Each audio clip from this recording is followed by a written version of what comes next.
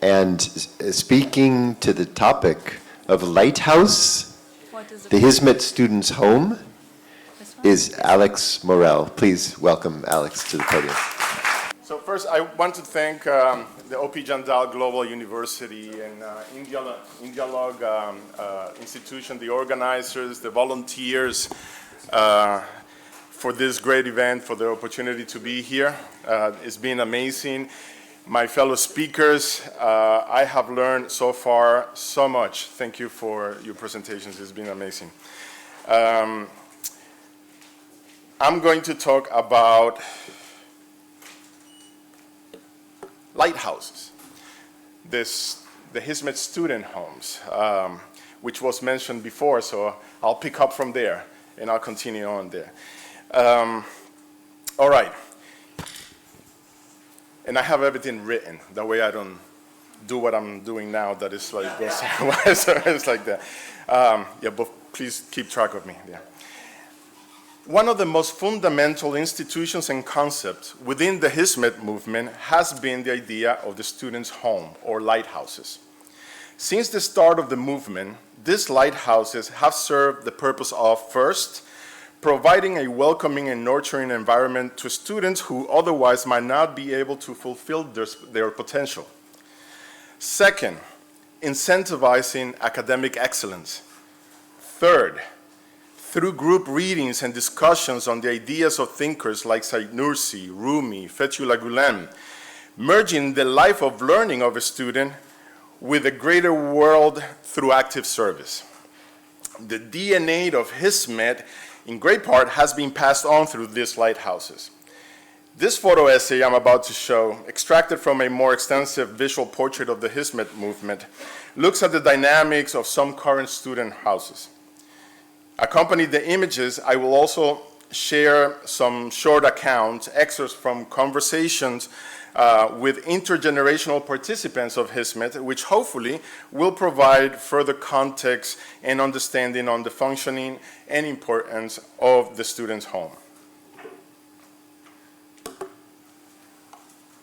Take a good look at this face. This is Bahatim Karatas, an early student of Fethullah Gulen and a founding member of the Hizmet movement, now living in Belgium. And he recounts, I was in Urfa, Turkey in 1968. I was a high school student. I was on a search. It struck me that people were living without a purpose, without a goal. I was also involved in a leftist organization. And my thinking was, fight against imperialism, fight against fascism, fight, fight, fight. This meant destruction, hit, break. One day, Abdul Qadir Badili invited me to a study circle, a talk, a class, a talk. There, I found what I was looking for. I went to the lecture and there was nothing to destroy, only the need for people to build. For me, this was a road vision. In 1971, I went to the university in Izmir with some friends. We met with the students that Hoja Effendi taught at the Kistani Bazaar. We all rented a house, 17, 18 of us, staying together. That house was special. In that house specifically, I came from the southeast. There were people from the Black Sea. There were other people from the Mediterranean. There were the Tarsians. The mosaic of Turkey came together in that house. And of course, I'm explaining this because it is the foundation of Hizmet. It was there that we got a common denominator, meeting each other, getting along, being able to spend time together. We didn't know this, but we learned this. We learned how to get along with each other, how to share, how to compromise between different extremes.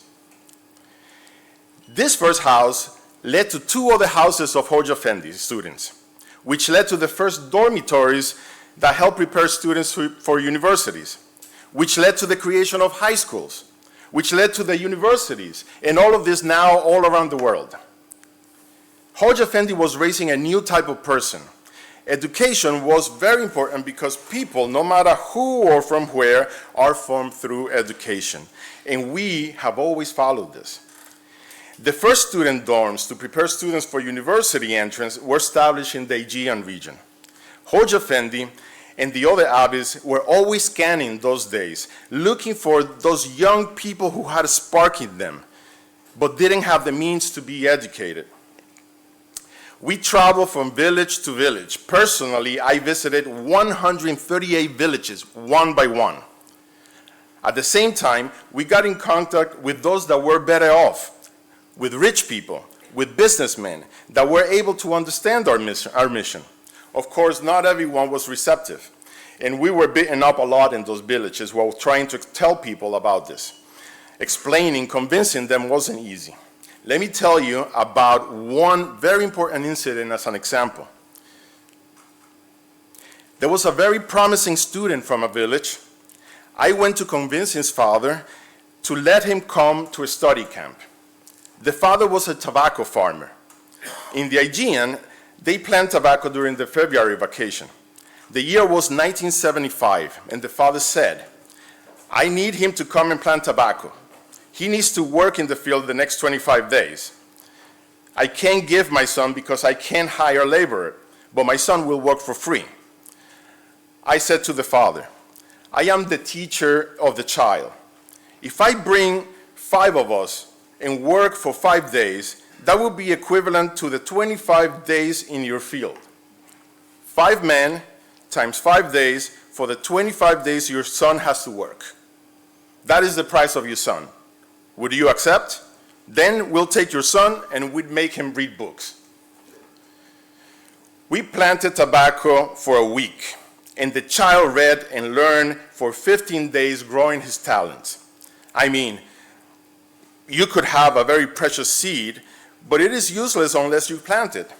So we told the father, let's plant it. Just like tobacco planting, helping the student was planting something in him. And that child, because we saw later, grew up to become a very beneficial leader in the community. This is how we showed them Hizmet, through showing them the importance of education. Since there was no precedent for Hizmet, it was very difficult in Turkey, so we became our own example of this. That's Bahattin.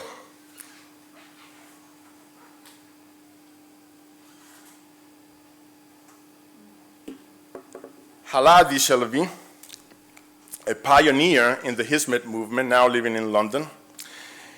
And she said, "I was born in Mugla, Koysiji." Not sure if I'm pronouncing the name of the town correctly, but okay. In Turkey. "When I finished primary school, I wanted to continue studying. Normally, religious families didn't send their girls to regular school, but because of my insistence, they tried to look for a place where I could go. At that time, the first Imam Hatib school for girls only opened in Sparta. I went to boarding school there. There was a trend in Turkey at the time. People's attitude was, I don't believe in what I don't see. I don't believe in the hereafter. I don't see God, so I don't believe in him. I read in the Risale Nur the proof of how God does exist.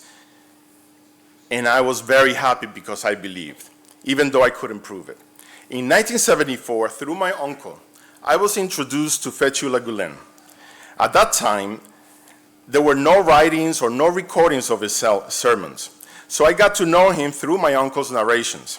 Hoja Effendi had special students at the mosque at the Chestnut Bazaar. My uncle was one of them. I wanted to be a student too, and I was expressing this to my uncle, but Hoja Effendi had not opened that door yet. Since then, I always imitated Hoja Effendi through his teachings and whatever he had his male students do. I thought, we can do it like this for women, we can do it like that for women. I was appointed as teacher of a Quran course by the Diwan in Aydin, a friend of Hoja Effendi who was managing Hizmet there. He appointed me because he felt, as I did, the need for it. We thought it would be nice if a woman could teach the ladies while he taught the gentlemen. This was in 1978. I kept sending news through my uncle saying, let our Hoja give us a task. I do it voluntarily, on my own, under the guidance, of course, of a friend from there. I did this on and off until 1985. And then, one day, Hoja Fendi said, if she personally takes all the responsibility for the girls, then open a girls' student center. It was 1985. I opened the first student house for girls in the Anatolian side of Istanbul, and a systemic women's Hizmet started. She said, I have finally succeeded. So I encounter this idea of the student house for the first time in Port-au-Prince, of all places, in Haiti. I made some captions towards the bottom to keep me on track also, so I'll let you, hopefully you can read them from there, and I'll go through the images and try to keep my comments to a minimum.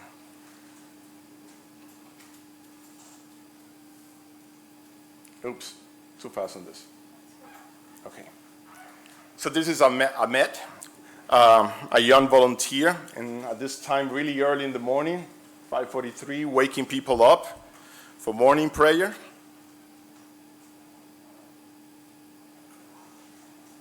Here on the fridge is a list of schedules and duties and responsibilities distributed to each one of them at different times.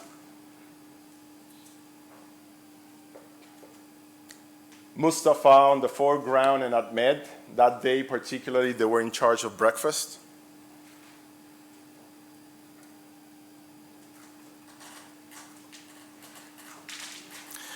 Mustafa, he came from Turkey as a volunteer, short after finishing high school, to assist in the recently opened Harmony International School. This happened a short couple of years, I think, right after the horrific earthquake of 2010 in Turkey. While volunteering there, Mustafa and all the other ones also, they were attending universities, and Mustafa was studying modern languages at Quisqueya University, which is the largest university in Haiti. This is at the Harmony School.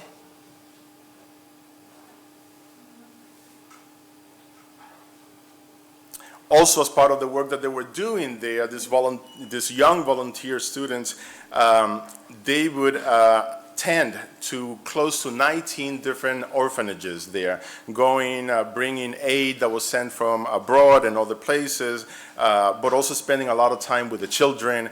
All the children knew them and loved being with them. There's always a study area, late at night, preparing tea, common space, night prayer. Mustafa and Yusuf. This one is here in India, New Delhi, in 2016. The Shivli Boys Hostel. Another dormitory for college students. Study room, another board with duties, activities, where everyone gets to participate. Maud in his room.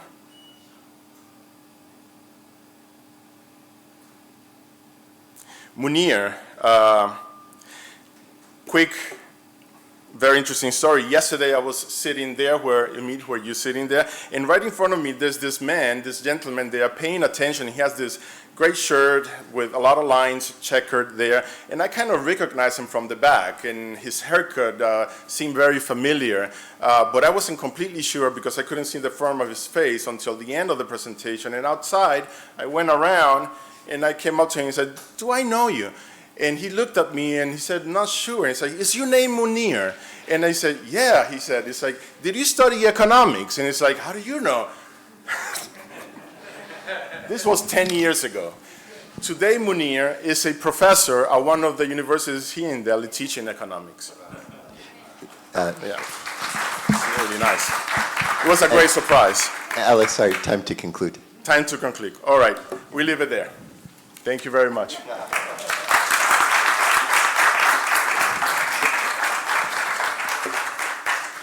So although there are people, it's still true, people waiting outside, they've given us 4.5 minutes. And so here's anyone who can ask a question in one short sentence or make a statement in one short sentence is invited. If you're a professor and you need 3 paragraphs, you can listen to the others. So let's collect 3 or 4 comments, and then anyone on the panel who'd like to answer very briefly. That gets you as involved as possible. Please. It's really one short sentence. Sentence can be long. Anyway, No semicolons. anyway, you see, I want to ask, now the issue is, to do service, you need to have compassion first. Then only you can do service, and then you can have the heart expanding. Beautiful. Our experiences in our education system in India, we are focused on making people doctors, engineers, professionals, not sensitive human beings. My organization is working on that, maybe later, but this is the challenge. How to get compassion first, how to make them compassionate. There is a method later. Okay. Thank you so much. Yes, please.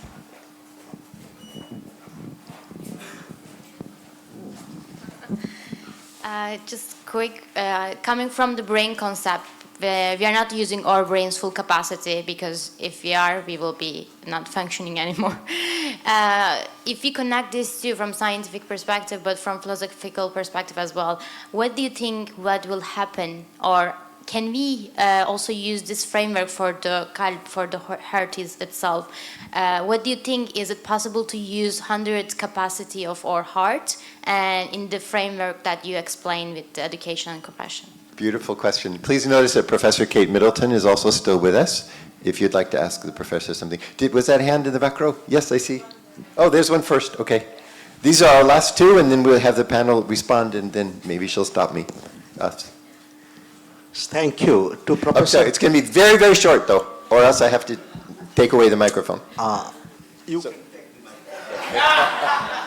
Okay. Thank you. We talk to the... No, but I would ask a question. Kate, in terms of social friendship oriented to the divine, how social friendship also needs to be oriented to nature? Beautiful. That's brilliant. There's one question in the back as our last. Excellent.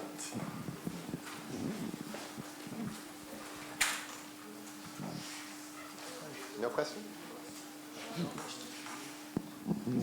Then, unless I see a hand very quickly, we turn to the panel. I hand you my microphone. And Kate, if you want to say something, you can just jump in. Go ahead. Why don't you start? Okay, so fantastic questions. That's the thing you say when you hope that your response will be suitable. So the first thing that I would say in response is that, yes, brother, absolutely, we must have the heart for service first. And that's why we are always speaking in an abbreviated form if we speak of a Hizmet person, because really what we're speaking of is a Hizmet community. And there's a way to grow the heart through service. There's also a way to grow the heart by being served. And so in the same cyclical motion of contraction and expansion that I'm suggesting, part of that is also the reaching out to others to show them, to exemplify service, to pour into their hearts, that its capacity might increase through that interaction, and then their hearts will be prepared to serve as well. So it's that kind of interactivity, collectivity, that I think is the response to the quandary that you've given me. And I'm grateful for it. Chris, beautifully said. Any others, including Kate? Yes, Dr. Valkenburg is also on as well. It just kind of pops for one of us. I don't know if do you want me to speak first? I saw you nod your head. Just briefly, and then we'll close with Tamara. So no, I thought it was, that question, it really ties well with the study that we've done on Lighthouse C and Al Mizan, which has kind of been the bridge between our initial study of friendship, and then we did this shared project of with the National Catholic Muslim Dialogue, looking at Lighthouse C and this document Al Mizan together about care for our common home. But really, it's a wider framework than not just looking at the environment, but a way of looking at how we're engaging with the world around us, human beings as well as the environment, how we're doing work together, what is the nature of work. And then we've now moved into looking at other documents on friendship. So there is that tie that we're looking at as well, with friendship that extends beyond the human-to-human relationship. So thank you for that question so much. Thank you, Kate. And Tamara, will you close us? Okay. While Chris was talking, I was reminded of Al-Ghazali's notion of qalb. I'm sure you know it too. And where you can tell for him, recovering your qalb is also a way to recover your fitra, so your original nature. And he compares that to a well that's kind of like full with debris and, the water is not there anymore. He says that happens sometimes to our heart. Get rid of the clutter. Take it out. The waters will come back. And that's how the qalb becomes for him a source of knowledge. Beautiful. Please join me in thanking the panel.